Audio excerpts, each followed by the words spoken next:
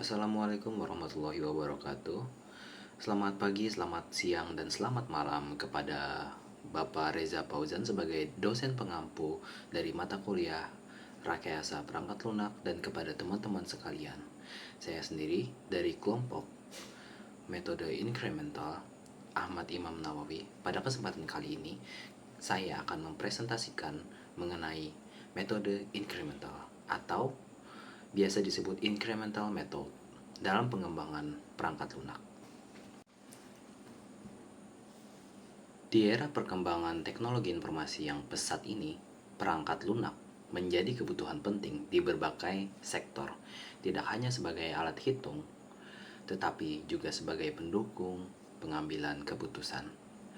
Lalu topik utama adalah salah satu metode yang digunakan dalam pengembangan perangkat lunak adalah metode incremental. Masuk ke dalam pengertian metode incremental. Metode incremental adalah salah satu metode yang digunakan dalam pengembangan software. Konsepnya mirip seperti waterfall, namun metode ini dibuat secara bertahap dan dapat diulang jika ada kesalahan atau perlu diupdate. Tujuan dari incremental adalah membangun sistem aplikasi yang besar, sedikit demi sedikit seiring berjalannya waktu. Secara umum, incremental adalah cara membuat software dengan menambahkan fitur secara bertahap atau biasa disebut sebagai increment.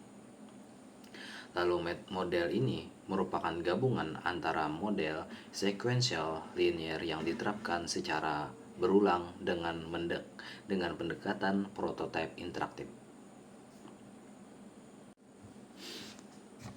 Ada beberapa tahapan metode incremental, yaitu yang pertama, analisis kebutuhan atau requirement, mengidentifikasi apa saja yang diperlukan oleh user atau oleh klien. Lalu yang kedua adalah tahap desain. Tahap ini adalah tahap untuk membuat gambaran desain dan merancang arsitektur perangkat lunak yang terbuka. Yang ketiga, coding. Kita melakukan coding dan program secara bertahap. Yang keempat, testing. Kita menguji setiap fitur yang telah ditambahkan. Lalu yang kelima dan yang terakhir adalah langkah atau tahapan penggabungan. Kita menggabungkan tiap tahap yang telah selesai ke dalam sistem. Lalu, apa aja sih ciri-ciri dari metode ini atau metode incremental? Biasanya dikerjakan step by step. Yang kedua, versi awal yang sudah jadi bisa dipakai untuk dilakukan pengetesan. Yang ketiga, biasanya itu user bisa langsung memberikan feedback. Dan yang keempat, lebih fleksibel jika ada perubahan kebutuhan pada proses increment.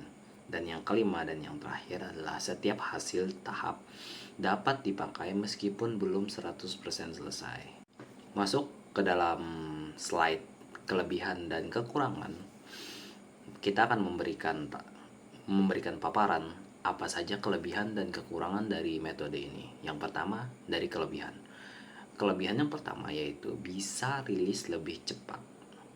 Dan yang kedua, biaya awal yang biasanya lebih murah, terus risiko kegagalan lebih sedikit karena dilakukan secara bertahap. Keempat, cocok untuk proyek yang kebutuhannya belum 100% jelas, bersifat iteratif, yaitu prosesnya berulang, prioritas tinggi pada layanan sistem yang lebih penting untuk diuji terlebih dahulu.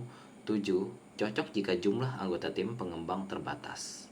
Dan yang terakhir, pelanggan dapat menggunakan increment awal sebagai prototype dan memberikan feedback atau masukan.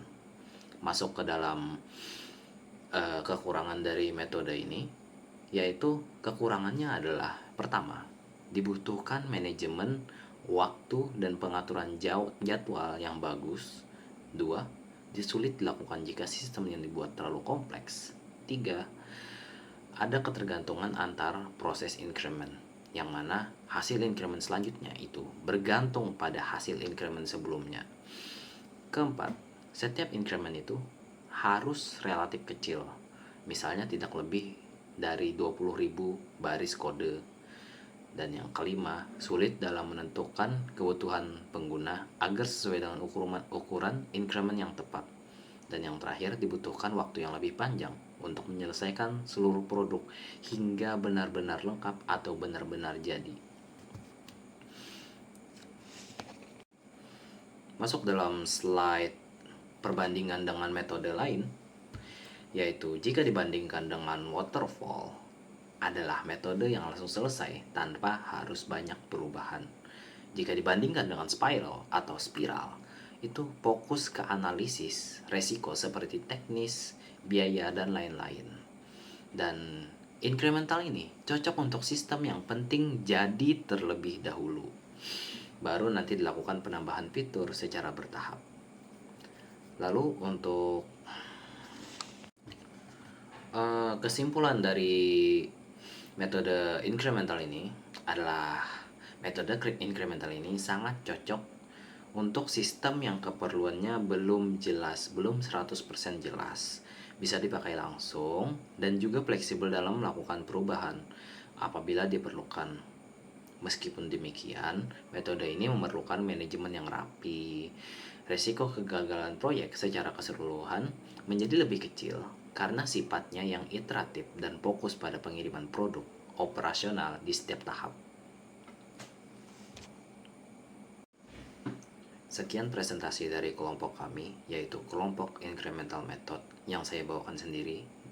Saya sebagai Ahmad Imam Nawawi, terima kasih atas perhatiannya. Terima kasih.